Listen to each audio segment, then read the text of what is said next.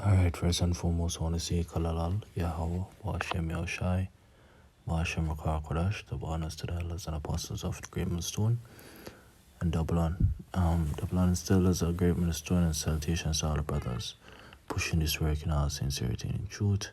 I'm the brother Yahya from James Kingston, Jamaica Camp. Here once again with a quick lesson. As you can see the title of the article from RT News, it says that world debt soars to record 281 trillion in 2020, set to raise again this year. Right? So let's read a little bit on the article and get some spiritual understanding of what is really happening. Right? Scripture says, reveal his secrets unto his servants the prophet, and we are not ignorant of Esau's devices. So all these things that are happening, the increase in world debt, right? The pandemic, mass vaccination, they are for a purpose, right? They are for the agenda of the powers that be, which is the so-called white man, which is the wicked that the Bible speaks about, right? So let's read a little bit on the article. It says the COVID-19 pandemic has added 24 trillion to the global debt mountain over the last year. The Institute of International Finance said government spending has accounted for about half of the increase.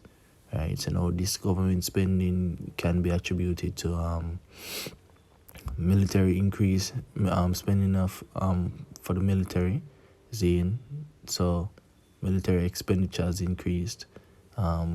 They call it stimulus packages, right? That's what the increase in government spending can be accounted to, right? So it says corporations added 5.4 trillion to the total, while banks and households accounted for 3.9 trillion and 2.6 trillion respectively, right?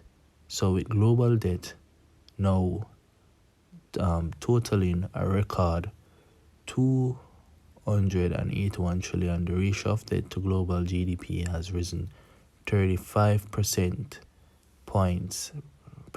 points to over 355%. The Institute study shows the increase of debt is larger than the rise during the global financial crisis, in which 2008 and 2009 saw 10% and 15% debt to GDP jumps respectively. So it says borrowing levels are expected to run well above pre-pandemic levels in many countries and sectors again this year, supported by still low interest rates. So what they are trying to do is to actually lower the interest rate so that people can pay off the loans and kind of pay off their debts. Right now, the reason why banks are also in debt is because these banks are loaning out money and they are not being repaid the funds that they have loaned out. Right? So it says we expect global government debt to increase by another 10 trillion this year and surpass 92 trillion.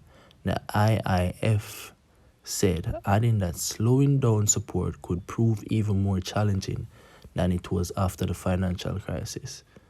Right? So it says political and social pressure could limit government's efforts to reduce deficits and debt, jeopardizing their ability to cope with future crises. This could also constrain policy responses to mitigate the adverse impacts of climate change and new natural capital loss, it added. Now you can read on more on this article, right? But the point of the article is made, man. But the reason why these increases are happening is by design, right? When you create an environment where individuals are unable to work, you create an environment, even if when they are working, the cost of living is higher than their means of income, right? You have basically subjected them to acquire or seek out other means of funding to supplement their lifestyle, right? Which that other means of funding is oftentimes through loans from the bank. Now, this loan that they have given out has what you call interest. The Bible refers to this as usury, right? The book of Proverbs 28 verse 8 says that that he that increases his substance by usury and unjust gain, right? That is talking about Esau, because that is what he has done, right? He has implemented a high level of usury on the populace, causing individuals to be unable to repay these loans, right? Now, they have tried to ease the pressure of what is happening to the world debt by lowering the interest rates, but it's not going to work, right? It's not going to work, because at the end of the day, the individuals and the populace are still under this strenuous bondage of the pandemic, which is showing you that this thing is by design, right? So they have set up a trap, and they have led everyone and funneled them down into the trap, right? Now, you may ask, what is the end result of this situation, this agenda that they have, right? The end result is complete autonomy over the populace through the RFID chip, right? That's what they're trying to do. Now, debt is a means of slavery and bondage, right? The scripture says the borrower is a servant to the lender. So when you have a majority of the population in a state of debt, you are able to dictate whatever you want to them for them to for them to be released from this debt. Understand? So this is what it's all about. Now let's read the book of Genesis chapter 47 verse. Let's start at verse 14 so you get a gist of what he's talking about. Right? So like at verse 13. It says, and there was no bread in all the land, for the famine was very sore, so that the land of Egypt and all the land of Canaan fainted by reason of the famine. And Joseph gathered up all the money that was found in the land of Egypt and in the land of Canaan for the corn which they bought. And Joseph brought the money into Pharaoh's house. And when money failed in the land of Egypt and in the land of Canaan, all the Egyptians came in unto Pharaoh and said, give us bread, for why should we die in thy presence? For the money faileth.